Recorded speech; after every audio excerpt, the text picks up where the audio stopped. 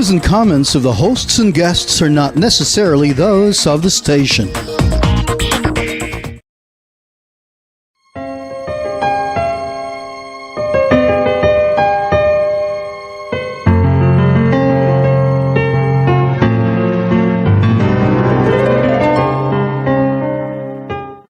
Welcome to the program Power to Unite with Elvira. For the past few weeks, I'm sure very interested po kayo lahat mga nanonood sa programa na ito dahil po ang topic namin with our guest before na alam natin si Monsieur 𝗨𝗶𝘶𝗵 at Father Mike Garcia na pareho pong canon law na lawyer na alam po natin, pinag-usapan natin Declaration of the Nullity of Marriage. Very hot topic ito. Ngayon, since Holy Week is coming in, kaya naisip din natin, ituloy po ito, ano kaya ang relasyon ng marriage, divorce dito sa Paschal Mystery ni Jesus, di ba? Ang issue na ito, pag-uusapan namin, ay talaga po very timing at I never thought it could be related. Walang iba ito kundi ano kaya ang pag-usapan namin together with our guests, no, na walang iba kundi si Bishop Antonietto Cabahog ng Diocese of Surigao and Father Mike Miguel Garcia ng Congregation of the Blessed Sacrament na alam po natin pareho po sila canon law expert at they are really sitting in the marriage tribunals.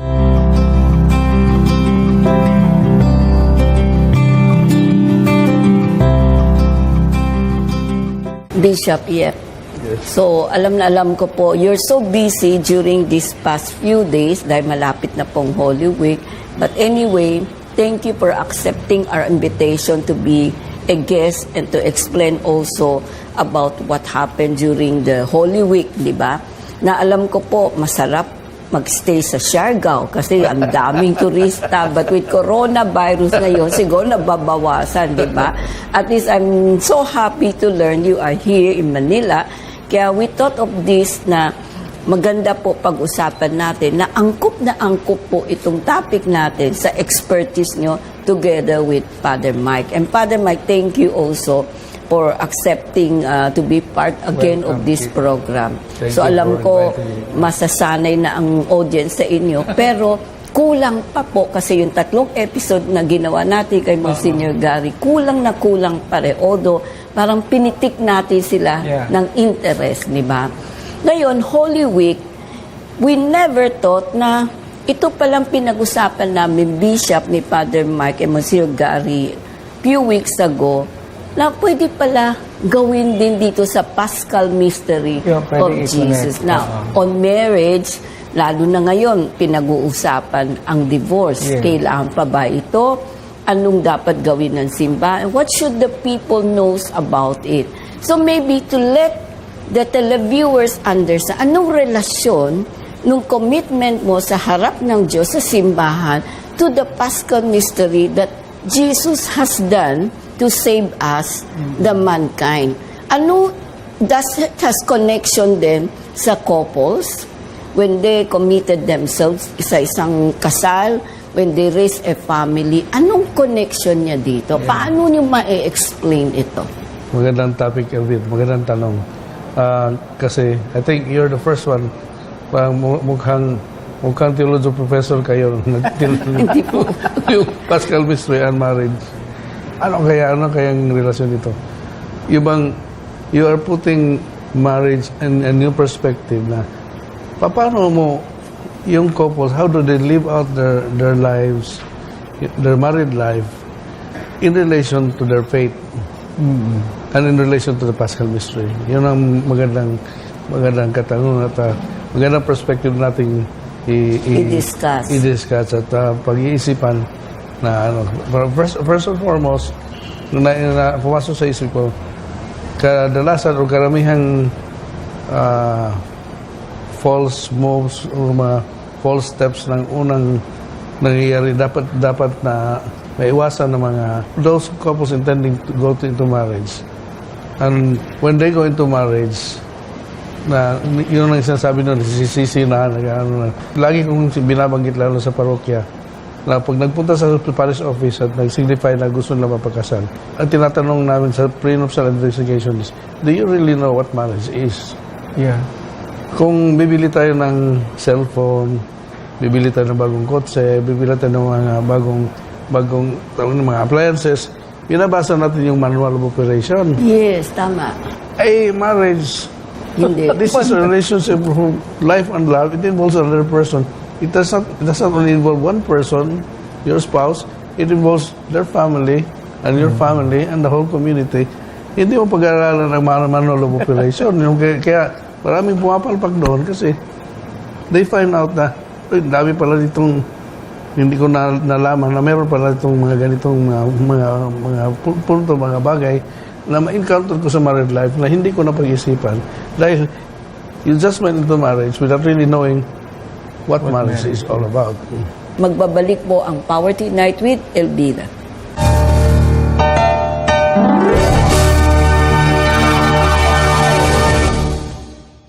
Hi there! Ako po si 𝗨𝗶𝘄𝗲𝗿, nag-aanyaya sa inyo sa aking programa ang pamagat ay 𝗘𝗹𝘃𝗵. Kung gusto niyo pong manood, makinig sa isang malalim, masusi na pagtatalakay sa mga nagbabagang isyu ng bansa, samahan niyo po ako sa DZRJ 810 AM, Radyo Bandido TV.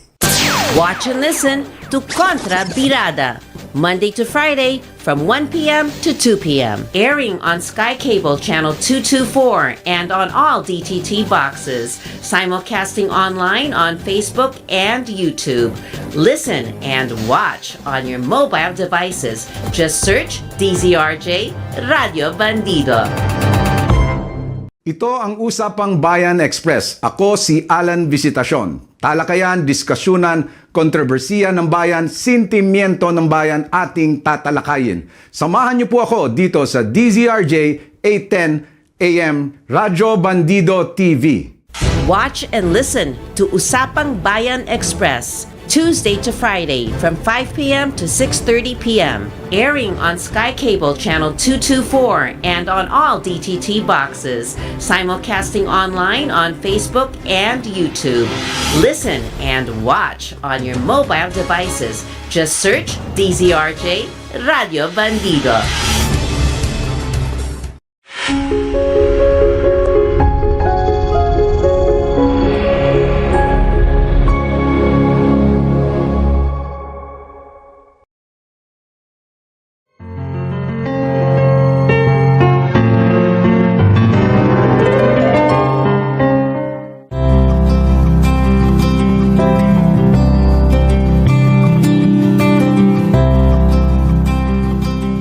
Tama kayo, Bishop. Ang unang a-advise nyo, when you commit yourself into marriage, you should know and understand what marriage is all about and what you are really Entering into. entering into. Pinapasukan Diba? mo. Baka magsisi ka kung anong pinasukan. Ay, Yeah. ganito pala, ayaw ko na. So it's not only that, you should know, like, you familiarize yourself with the manual operations, para kung naglobat yung cellphone mo, anong gagawin mo? Mag-recharge. Okay, mag-recharge ka. Paano may recharge? So, ganun din sa married life. Pag naglobat kayo, how and where do you recharge? So, that is where the 𝗨𝗶𝘄𝗏𝗏 comes in, na binawag na para mag-connect. The very, very inspired topic for our encounter today because but talagang very relevant. How do we live our faith in concrete situations, especially in married life, in husband and wife, in the family? And I think the most important for the couple is really to remember what Jesus has done for us, what Jesus did for us. Kaya yun ang i-connect natin ngayon, yung Paschal mystery that Jesus, has done for us, and then paano natin sila mako-connect ngayon sa marriage ng isang couple, di ba, Bishop? Maraming marriage rites, marriage ceremonies ngayon, pinapasok nila yung pagbigay ng scriptures sa Bible to the bride and the groom. I think it's also a good idea, but I always tell them na itong Bible na binibigay sa inyo at the start of your married life, dapat every day magbasa kayo kahit isang verse lang.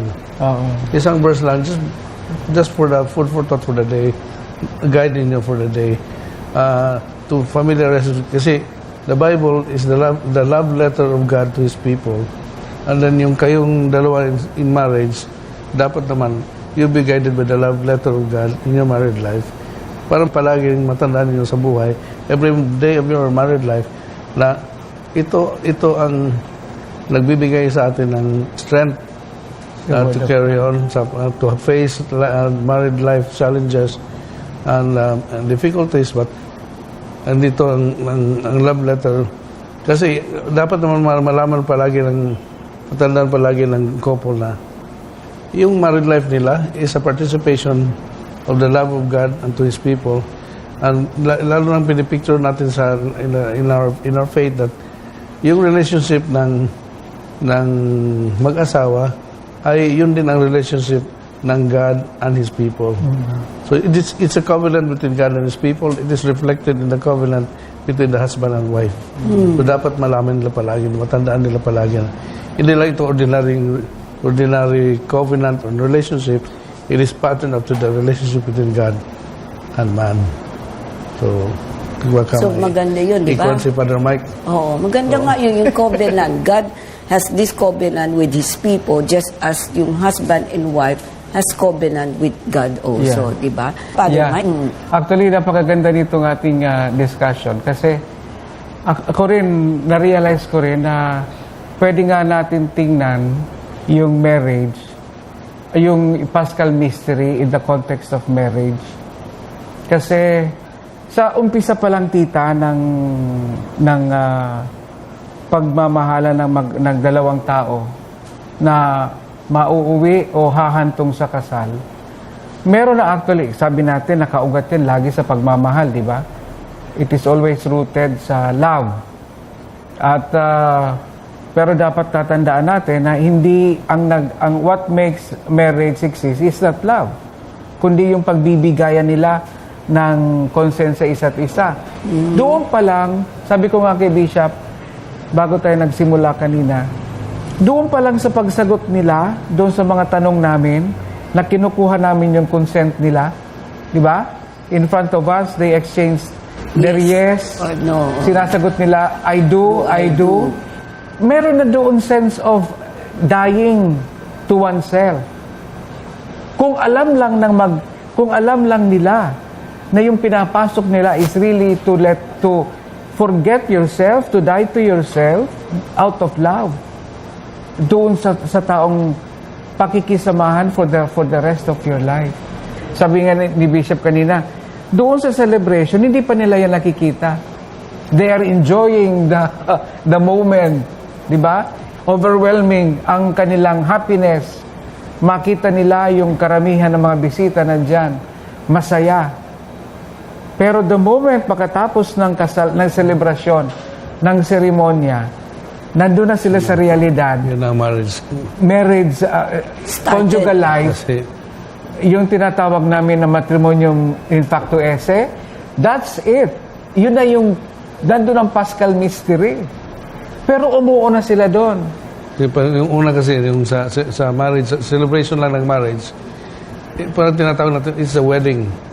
Yeah. This is the wedding ceremony.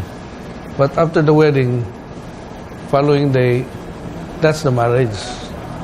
That's where this is only the wedding, but the marriage starts after the wedding. That's your marriage the whole life. So magkaiba yung sa ceremonias, magkaiba yung sabi ni Father Mike. You see your friends, your family, your guests, masaya ang celebration, masaya sa reception. But marriage starts after that. When everybody has left and you're left behind, kayong dalawa na lang. That's where the marriage starts. Magbabalik po ang Power Night with Elvira.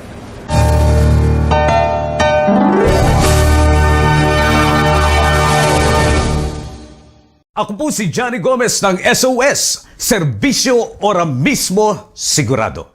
Manood po kayo dito sa ating malayang talakayan, dito sa ating masiglang usapan. Tandaan po ninyo, layunin natin ang maiangat ang kaalaman ng ating mga kababayan sa katwiran at karapatan.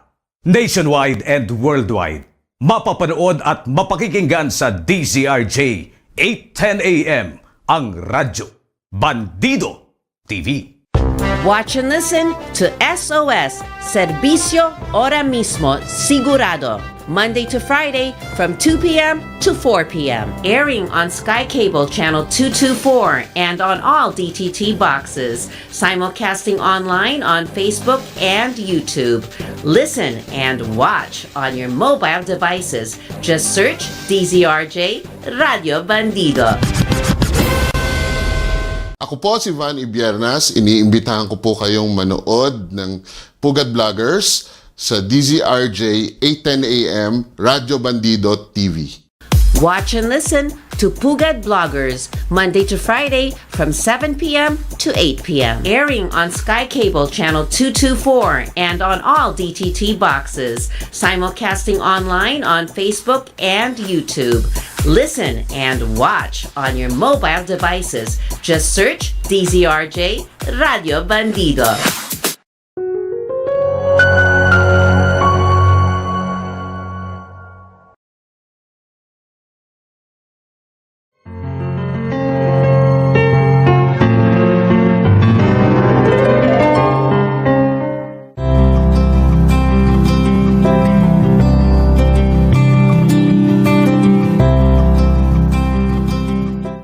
So, ibig sabihin, ang karamihan na makinasal, maybe that's the reason why naghihiwalay, nagkakaroon ng separation, because they don't understand what they are entering into. Di ba, Bishop? Yeah, basically, yung sinasabi niyo, the obedience of Jesus, kaya siya nag-yes sa Father, and the plan of the Father, was because of love. Basically, the foundation of obedience is love. Yun naman sa, ano talaga yung love in married life? How did this couple look at love for one another? So yun ang sinasabi na, kung that love is only a feeling, Or emotion. lumalaos yun eh. Nawawala, it will pass away. Siguro pag nakita mo na, ay, tumatanda na yung asawa ko. Wala nang ngipin. Kumukulubot. Kulubot na, wala nang ngipin, puti na ang buhok. No more attraction there.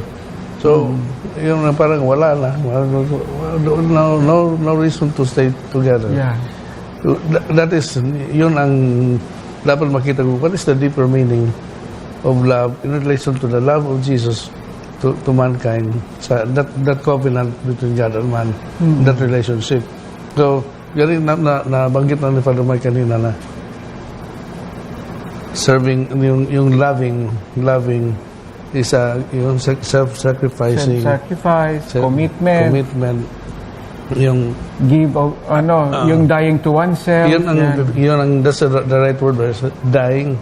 It's a dying to oneself, because that is in marriage you lose your identity, the I, the me, and the mine, nawawala yun. Kasi it becomes us. We, ours. So yung word na I, na-erase. Because that is selfishness. Ako na lang palagi. Kung yun ang inano mo, nangibabaw sa married life ninyo, hindi kayo magkasundo ng ganyan. Kasi ako sa akin, I, me, mine. Hindi, yung sabi ni Father Mike, there's the dying part. Yung magandang i-analyze natin doon, kasi kung sa English grammar pa, yung dying is in the progressive tense. Pag sinabi mong dying, nag-umpisa pero hindi tuloy-tuloy yan, hindi yan natatapos. Consistent. Consistent na. It's progressive. It's going on. Kasi kung nag-stop yung dying, dead na yon.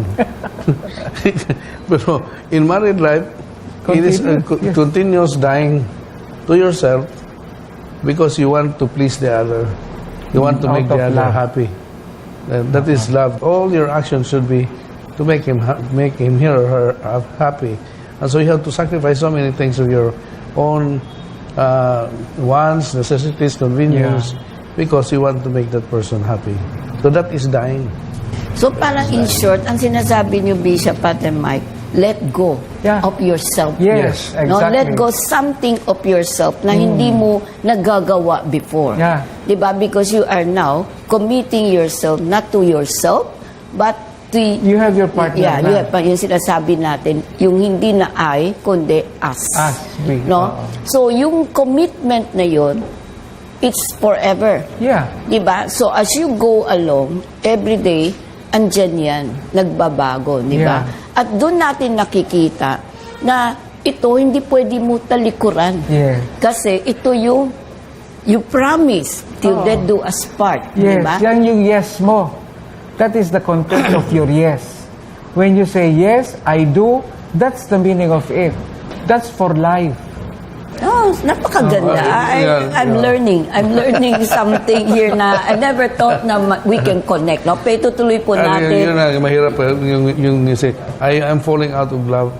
You cannot just do that because yung yes mo sa exchange of consent Vows. in marriage in the marriage ceremony, you have committed yourselves, bride and groom, you have committed yourselves Yeah. before God and the church. Yes. And you say, I am falling out of love. You cannot just Then let's say turn that. away because you have God and the church witnessing the promises that you give each other for life, for better, for worse, for richer, for poorer, sickness and health. Asa na yun? Yeah, correct. Kung you go away, walk away from what you promised before God and the church. May amnesia na. So, but anyway, itutuloy po natin ang ating magandang discussion sa pagbabalik po ng Power to Unite with Elvira.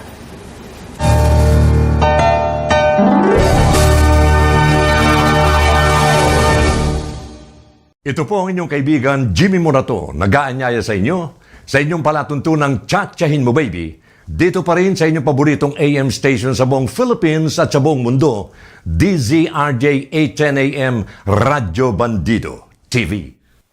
Watch and listen to 𝗄𝗶𝘃𝗵 Baby, Monday to Friday from 4 p.m. to 5 p.m. Airing on Sky Cable Channel 224 and on all DTT boxes. Simulcasting online on Facebook and YouTube.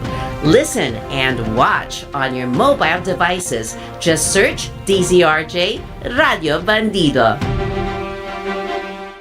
This is Doc Ethel inviting everyone to be with us at Pugad Vloggers, Monday to Friday, 7 to 8 in the evening at DZRJ 810 AM, Radyo Bandido TV.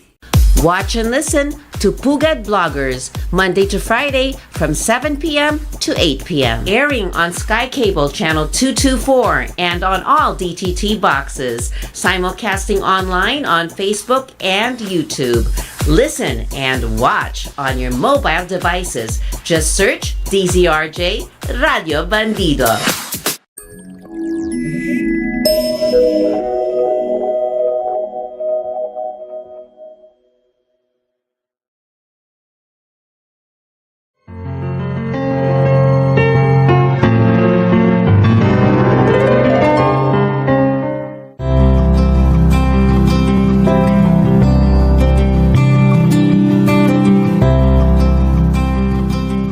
Bishop Yep, Father Mike, naku, napakaganda ng topic natin na I never thought na we could come up one day to connect the Paschal Mystery, lalo na Good Friday ngayon, you know, with the Passion, Death, Resurrection, and Ascension of Jesus to the reality which we talk about marriage, no, between husband and wife. Yes. The real love that God has shown, you know, to His Son and also to the people, and His Son to His Father and to us, was really full of sacrifices, full of suffering. Alam ni Jesus yan, pero hindi siya nag-complain. He endures, diba? So ito isang magandang aspect. Nasa mag-asawa, dapat ganun din. You know, compare the failure or the success of their marriage to how Jesus lived up to the expectation of the Father. Tama? Bishop? Yes, correct. Yung kanyang hanggang sa wakas. Yung talagang pinanindigan ng ating Panginoon yung kanyang pagmamahal sa Ama, obedient to the Father, even to die on the cross, no? So yun din actually yung bukasyon ng mag-asawa. pakita sa atin yung pagmamahal ng Ama sa pamamagitan ng pagmamahal nila. That is the Paschal. Dying to self for the other. Yeah, may sinabi ka, Bishop Yep, na that's why the relationship of husband and wife should live up to the image where the children can learn. Yes. Diba? Ituloy mo Yeah. yun kasi napaka-importante Dapat yun. kasi Diba? if there may be failures from the start, because our Christian families are not giving the right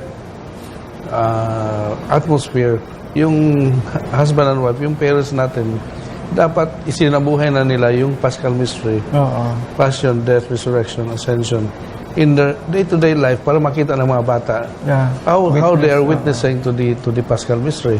Pag nakita ng mga bata nila yun, pag laki din nila, dala-dala na nila Ganun din ang yung gagawin. values and dala nila lahat na, so they would know what to do when they go into relationships towards marriage.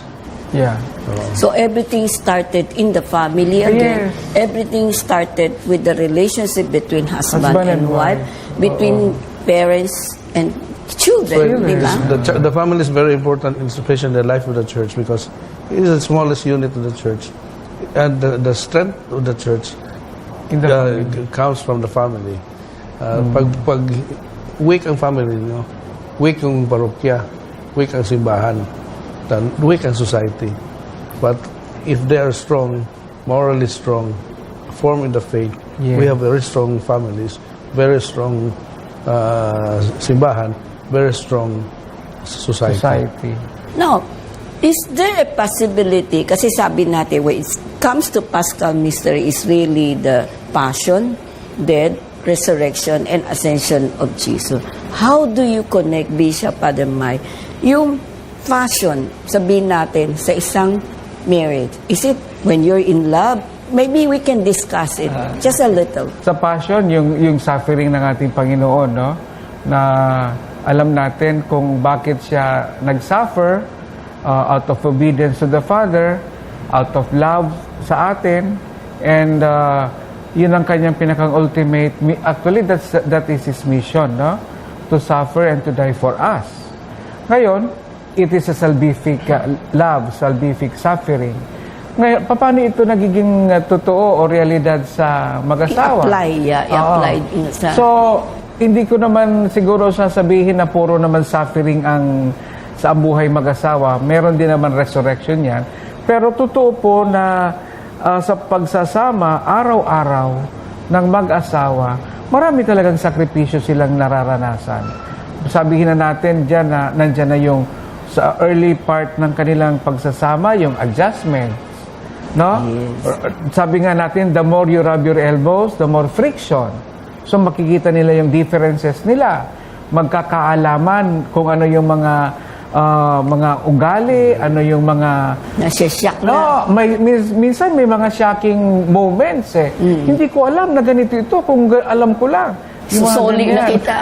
Mga ganyan. They are, actually may mga, yung tinatawag na discovering each other, that's really part of married life. Hindi yan maaalis. Kasi imagine, tita, two different persons na decided to come together, di ba? From nowhere, ibang pinanggalingan ng parehong ito, but they are called to live together as one couple. So imagine mo na lang yung ganong realidad. So talagang maraming sakripisyo, maraming pain, maraming passion na mangyayari. Nandoon yung dying, lahat ng proseso, kalimutan mong sarili mo.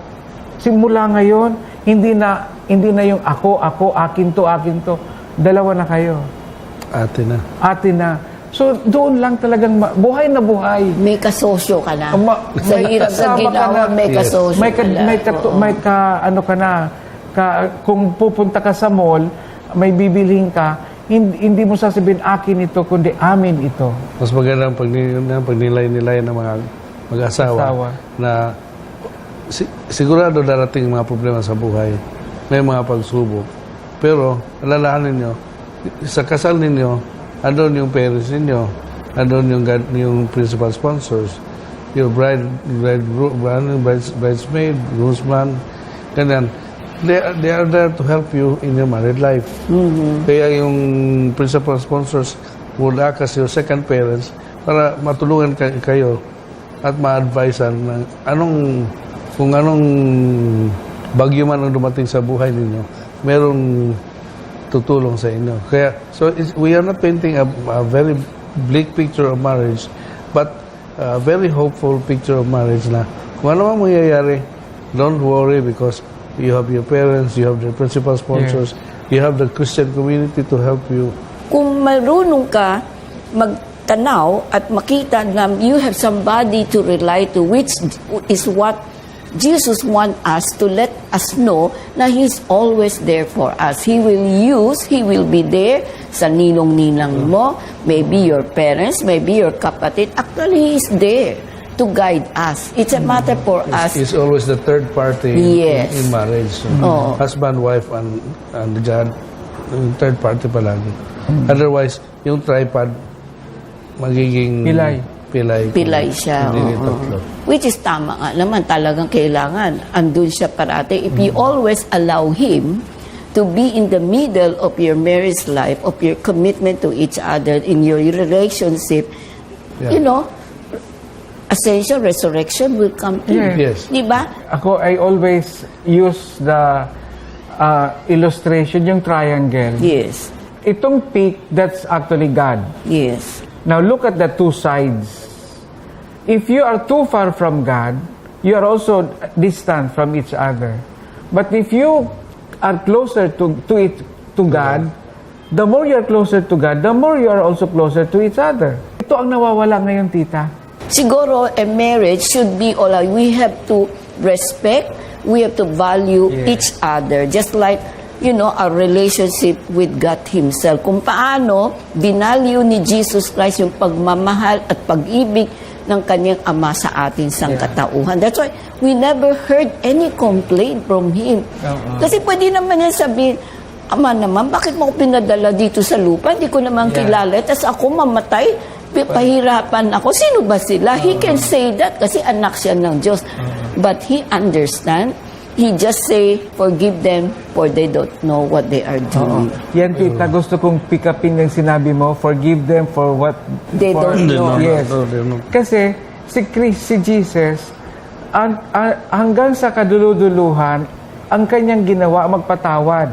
Yes. Sa mag-asawa, that is also very important. True love is actually forgiving. Ang problema sa mag-asawa, kapag hindi marunong magpatawad, na lagi na lang sasabihin, wala yung pag-aamin, no? Kasalanan lagi ng kabila, walang sense of acceptance, no? Tapos yung pagpapatawad, that is, I think this is also very important sa mga mag-asawa. Learn to forgive each other every day. Sabi ko nga minsan sa homily ko sa kasal, don't keep a list of offenses, but rather learn to forgive every offense that your partner has done. Huwag kang maglista ng mga nagawang mali. Magpatawad ka lagi. Magpatawaran kayo sa isa't isa. Kaya nga si Kristo, He endured hanggang sa binigay niya yung kanyang last breath, hininga, nagpatawad siya. Magbabalik po ang Poverty Night with Elvira.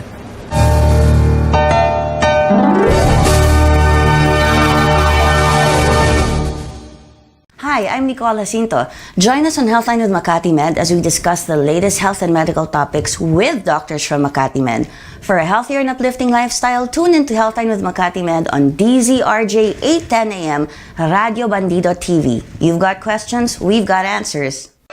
Watch and listen to Healthline with Makati Med every Monday from 5 p.m. to 6:30 p.m. Airing on Sky Cable Channel 224 and on all DTT boxes. Simulcasting online on Facebook and YouTube.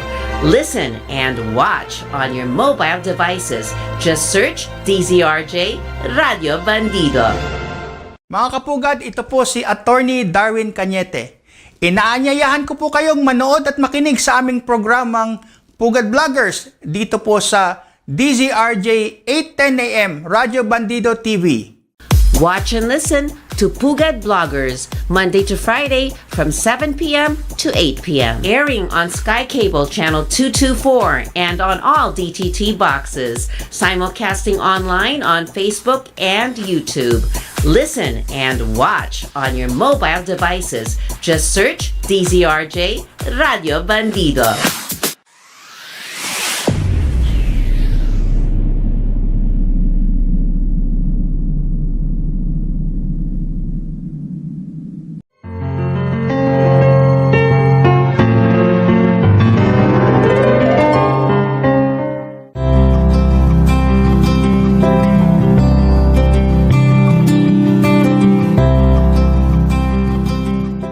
Ngayon, Bishop, kasi napag-usapan natin Paschal Mystery, yung Passion, Death, Resurrection. How can a couple, resurrect their marriage na bigyan ng pagkakataon ang kanilang kasal? Well, kauna-unang dapat nating ibalik sa ating isipan the Father sent His Son to the world to redeem us because of dahil sa pagmamahal ng Diyos. So that love. And love means to make the other happy, to give yourself completely. Kaya yung Valentine's Day, yung mga magkaibigan dyan, yung mga boyfriends, girlfriends, may regalo. Yung mga regalo na para sa loved one is to show the love for the other. Yung gift is just parang a part of yourself that you give to the other. So in love, you're really completely giving yourself to the other, just as Jesus did sa Paschal Mystery. Binigay ni Jesus lahat, even to the point of death, para lumigaya at ma-sanctify at ma-save tayong lahat. So ganun din ang sa simbahan na tinatag ni Kristo. All the sacraments are meant to give love and to save, to sanctify people, and to make them happy. So, lalo na sa sacrament of marriage, maraming nagpapakasal because that is also a vocation. It's a calling. It's a calling to become husband and wife. It's a calling to become parents. In that relationship, they are called to be happy. So, every marriage is a source of blessing, happiness, and sanctification. So people should not be afraid of going into marriage because God wants them to be happy and grow into that family, build a domestic church, the church to the home, bring children into this world, and nurture them in the faith and educate them along that line. Yung sa simbahan naman, if we have marriage tribunals, it is also meant to help, to help save marriages or help save people who are suffering unnecessarily due to invalid marriages. So, kaya yung talagang, first and foremost is that yung love pa rin talagang nangibabaw sa lahat. Kaya, itong pastoral arm ng simbahan sa marriage tribunals is actually, first and foremost, for the salvation of souls. So, kaya, if they are living in irregular situations, then tutulungan sila ng simbahan to solve the problem and the predicament they are in. So, hindi naman lahat ng marriages ganito. Kukunti lang ito, a small percentage. Again, kung nagbasa sila sa manual of operation na alam nila kung anong pinapasukan nila, maiwasan lahat ng mga problema ito. So, siguro makikita natin yung passion, crucifixion ng Jesus, kung yung marriage ninyo ay hindi niyo talaga pinag-isipan ng husto. At we went into marriage ill-prepared and did not have the full idea of marriage, of what marriage is all about. Kaya doon sila papasok yung medyo pagpapasa ng krus, koronahan ka ng tinik. But always remember that God, because of His great love for you, wants you to be happy and to be saved. Yeah. Pero Mike, Ako naniniwala na walang marriage na gawa sa langit. Lahat ng marriage, kasi nga it's between two human beings, human beings are not perfect, so there is no such thing as perfect marriage, no? Pero yung kanilang effort na dapat gawin nila, they have to participate sa grasya na tinanggap nila doon sa sakramento ng kasal. Yun ang napakahalaga, na makita ng mag-asawa, mayroong grasya dyan. Cooperate with God's grace. And everything will follow. Okay? So yung sinasabi naman ni Bishop na may mga irregular, may mga maling desisyon na pagpasok sa kasal, kapag sinimulan mong mali, mali talaga yan. So ang simbahan nandyan din para tumugon sa ganong pangangailangan.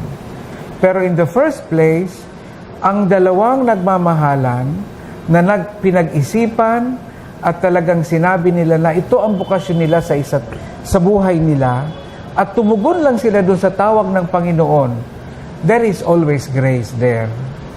Huwag nilang kakalimutan yun.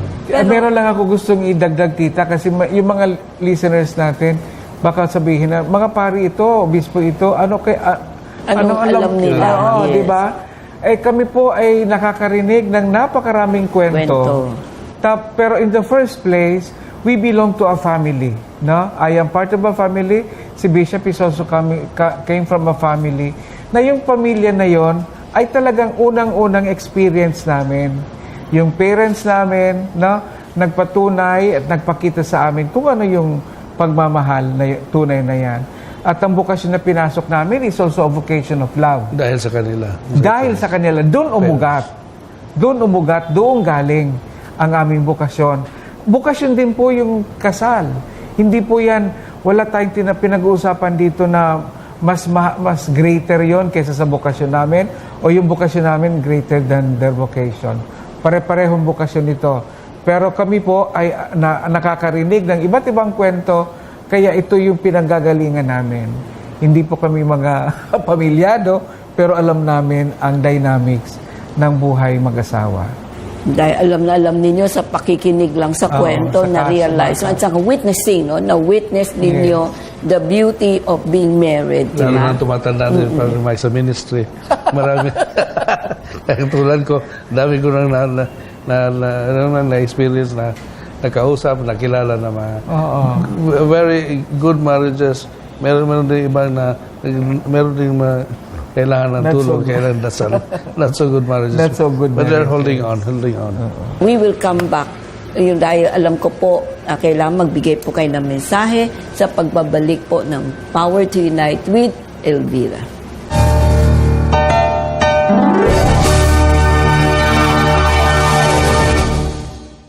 Hi, I'm Mark Lopez and I'm inviting you to watch Pugad Vloggers, the show that tackles the latest issues in social media on DZRJ 8:10 a.m. Radyo Bandido TV. Watch and listen to Pugad Bloggers, Monday to Friday from 7 p.m. to 8 p.m. Airing on Sky Cable Channel 224 and on all DTT boxes. Simulcasting online on Facebook and YouTube. Listen and watch on your mobile devices. Just search DZRJ Radio Bandido. Hello everyone, for those who are always tuning in and listening to DCRJ 8:10 AM Radio Bandido TV, here I am again, once again inviting you to watch and to listen also to Power to Unite with Elvira every Saturday from 5 to 6:30 p.m. Watch and listen to Power to Unite every Saturday from 5 p.m. to 6:30 p.m. Airing on Sky Cable Channel 224 and on all DTT boxes. Simulcasting online on Facebook and YouTube. Listen and watch on your mobile devices. Just search DZRJ Radio Bandido.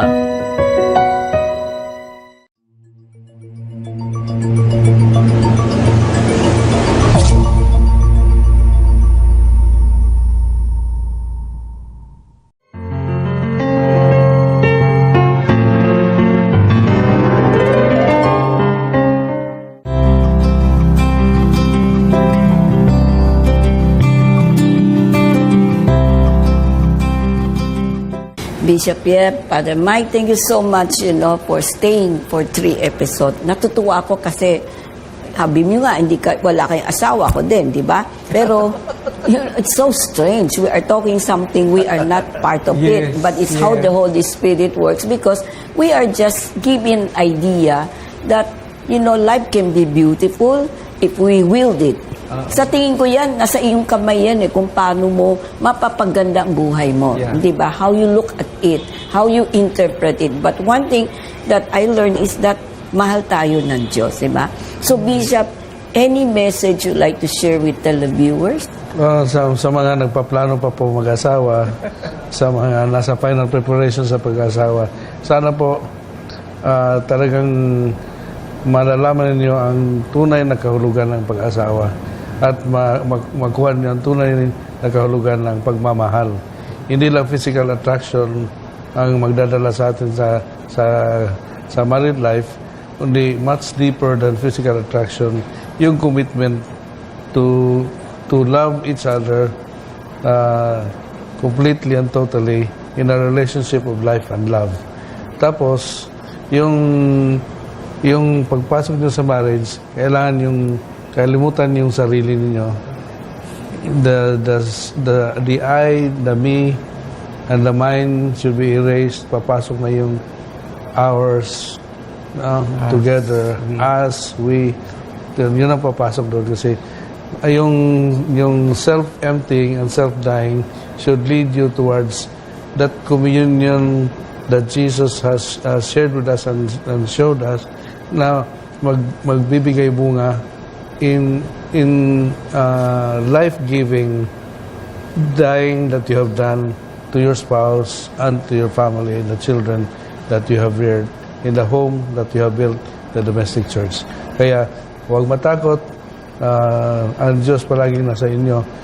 The Holy Family of Nazareth, palaging our model and example in family life, laging nandyan at nagpapatibay sa inyong relationship in life and in love. Congratulations sa mga nagkaabot na ng mga 25, 50, and God bless you all. Father Mike? Yeah, ako naman ay nabanggitan ni Bishop yung mga basic elements doon sa pagpasok sa kasal. Alam po ninyo na itong pagpasok sabi ng mga matatanda noon, magpakasal na kayo para lumagay na kayo sa tahimik, no? Tahimik kasi siguro yung ibig sabihin noon na hindi ka na maglakwatsa ng lakwatsa kasi meron ka ng obligasyon, meron ka ng responsibilidad.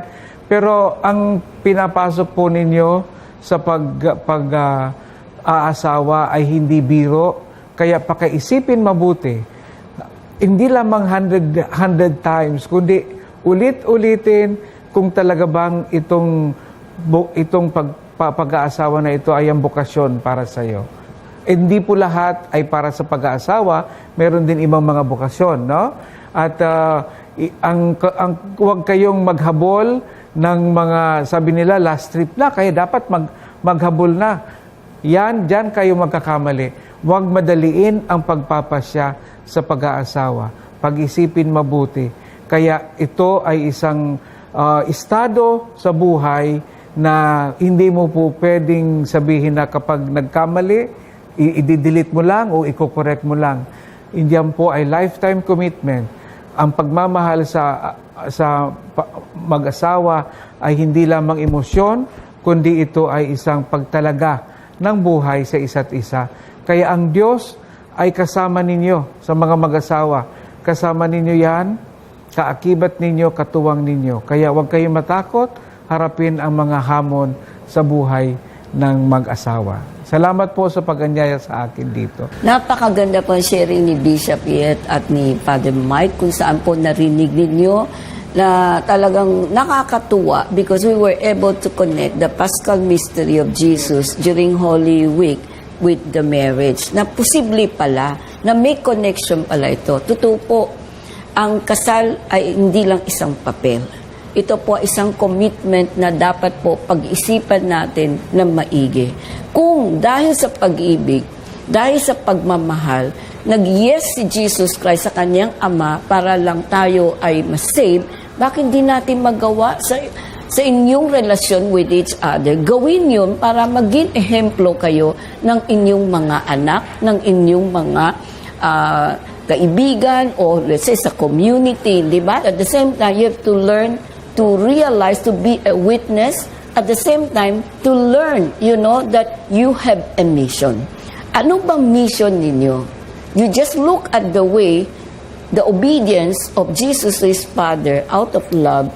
Ganun din tayo. Ang mission natin is really, kung kayo ay mapalad, magkaroon ng asawa, nurture the relationship between your husband. Sabi ni Bishop, self-emptying, let go of yourself, and learn to accept it's not I anymore, but more on we, us, and ours. Diba? So, yung salita na yun, napakagalaga. At kailangan po dito, marunong po tayo magsakripisyo. Hindi na lang puros angal. Because there is a beauty in each marriage. Narinig po ninyo sila, living witness ng pagmamahal ng kanilang magulang, ng kanilang lolo, lola. That's why kahit wala po silang asawa, they know how a marriage works because nakita po nila yan. May witnessing po sila, di ba? Kaya ako po naniniwala, ganun din po. Kahit wala po tayo sa estado na yan, by listening, by watching and observing, life is still beautiful. Give your marriage a chance to work. And learn to trust. Learn to trust what God wants us to do. At yung mission ninyo, gawin nyo ang dapat nyong gawin. Kung ano yung kaya nyo, He's not asking too much. Kung ano lang po ang kaya nyo. Maging ehemplo po kayo kung meron po kayong anak. Totoo po, minsan nag-aaway, nagsisigawan. But if you learn to endure yung differences ninyo, magiging life is beautiful. After 10 years, 20 years, pag nare-recall nila, nagtatawanan sila.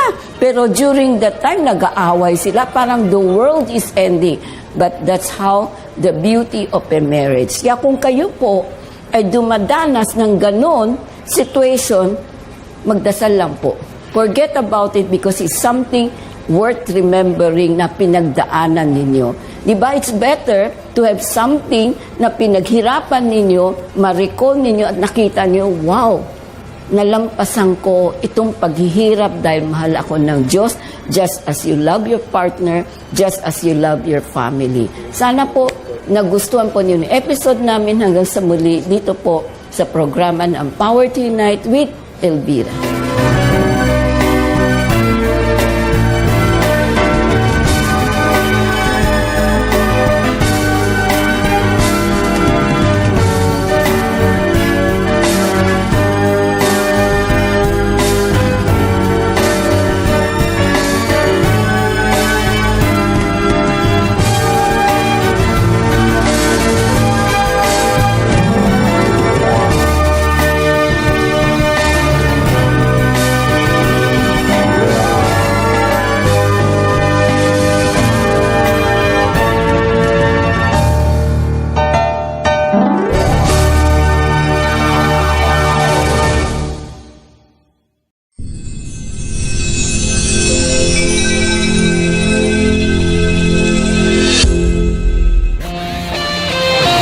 The views and comments of the hosts and guests are not necessarily